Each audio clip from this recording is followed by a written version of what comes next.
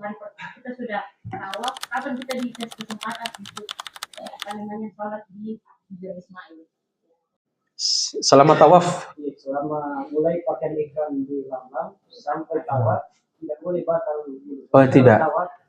Tidak mesti Pak. Jadi kalau kita sudah ihram di atas pesawat di mikot ya Lam-Lam tadi, ya sampai kemudian kita melaksanakan ibadah umroh, terjadi ya proses manusiawi kita, ya metabolisme tubuh kita yang makan dan minum. Kita kan makan di pesawat, minum di atas pesawat. Tiba lagi di bandara, ini sama Tamam ini banyak makannya, insya Allah. Banyak makannya. Baru tiba di bandara sudah ada lagi ya catering yang menjemput kita, masya Allah. Makan terus, ya.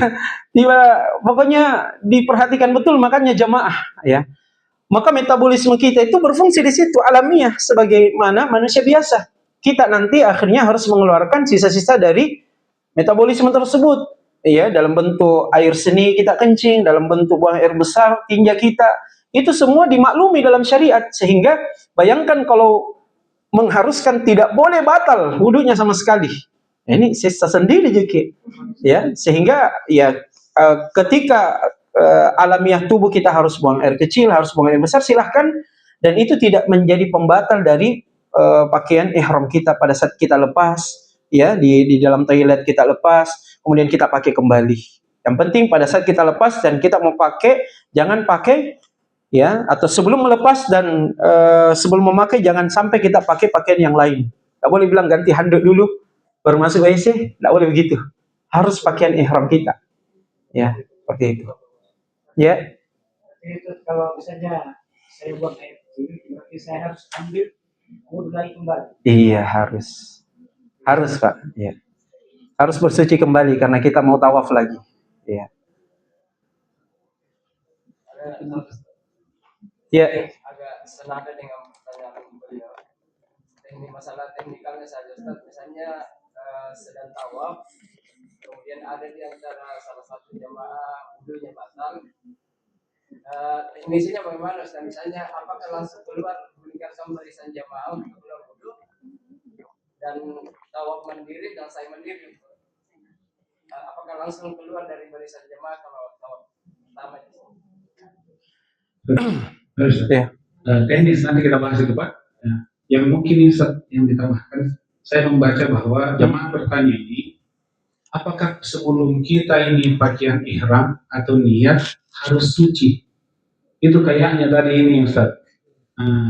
Apakah harus orang tayamum atau harus orang berwudu baru kita niat ihram? Iya. Apakah pas kita pakaian ihram kayak tadi lagi ke toilet pakaian ihram masih di pesawat Ustaz? Apakah harus wudu atau harus tayamum lagi? Iya. Ya, padahal kan tidak bisa ya, mungkin itu bisa. Iya, jadi dianjurkan di situ dalam kondisi kita mau ihram di mikot adalah kita dalam kondisi suci. Bahkan di situ sebenarnya ada sholat sunnah 2 rakaat di tempat mikot misalnya. Dan itu kita bisa lakukan juga di atas pesawat. Jadi kalau berarti kita mau mengamalkan sholat sunnah ya pada saat kita ihram di mikot, berarti memang kita sudah harus dalam kondisi suci. Pun kalau misalnya tidak mau mengamalkan sholat sunnah di mikot itu, tidak mengapa, dan tetap dianjurkan kita untuk bersuci ya sebelum kita niat untuk ihram. Karena logikanya jamaah sekalian, pertama hukum asalnya bersuci itu sangat dianjurkan dalam semua kondisi. Makanya Allah katakan innallaha yuhibbut tawwabina wa yuhibbul mutatahhirin. Allah mencintai hamba-hamba yang senantiasa bertobat kepadanya dan mencintai hamba-hamba yang senantiasa menjaga kesucian dirinya. Dan makna di sini baik kesucian hati maupun kesucian tubuhnya dengan cara dia sering-sering dan memperbanyak kondisi wudu bagi dia. Baik kita mau ibadah, mau tidak ibadah, berwudu itu hukum asal bagi seorang yang beriman kepada Allah. Apalagi kalau ada kaitannya dengan ibadah, maka logikanya kalau tidak ibadah saja kita tetap dicintai oleh Allah ketika kita menjaga wudu. Apalagi kalau wudu itu dalam rangkaian untuk ibadah, maka tentu sangat dianjurkan untuk kita berwudu sebelum kita ihram. Ihram itu ibadah yang sangat penting, bahkan pembuka dari ibadah umrah yang kita melakukan. Jadi alangkah indahnya kalau kita buka umrah atau ihram kita dalam kondisi bersuci. Ya.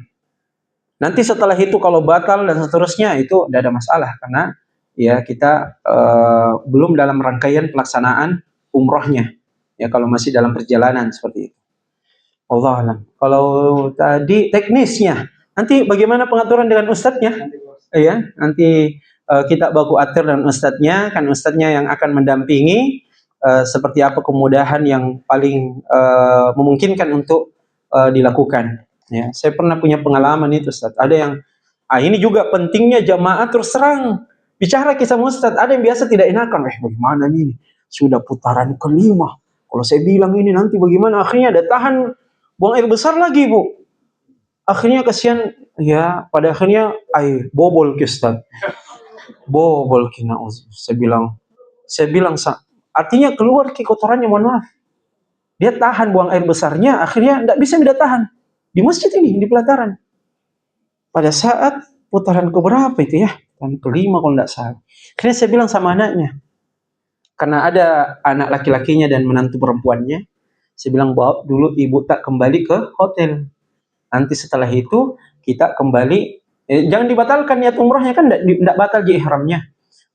Bersuci kembali, bersihkan, kemudian setelah itu kita nanti datang, nanti kan perjalanannya dia sudah tahu ya, dari hotel ke masjid, nanti akan dibimbing teknisnya, atau dibiarkan dulu selesai ini kelompok ini, baru nanti kita sama-sama nanti dituntun lagi sama ustadznya. Nanti biasanya ada pengaturan begitu, Pak. Kalau terjadi hal-hal di luar dari prediksi seperti itu, ya di luar dari prediksi BMKG, makanya kita anjurkan, mohon jangan tidak enakan. Ustadznya ada, ya tour leadernya ada, itu memang untuk direpotkan dalam tanda petik. Jadi jangan tidak enakan, sudah menjadi SOP-nya itu melayani para jamaah. Ya, senyum jamaah adalah kebahagiaan ustadznya, gitu ya. Ya. Iya, jadi jangan tidak enakan. Anggap mis sebagai anak tak, anggap mis sebagai keluarga tak. Ada masalah sekecil apapun silahkan disampaikan. Wallahu a'lam.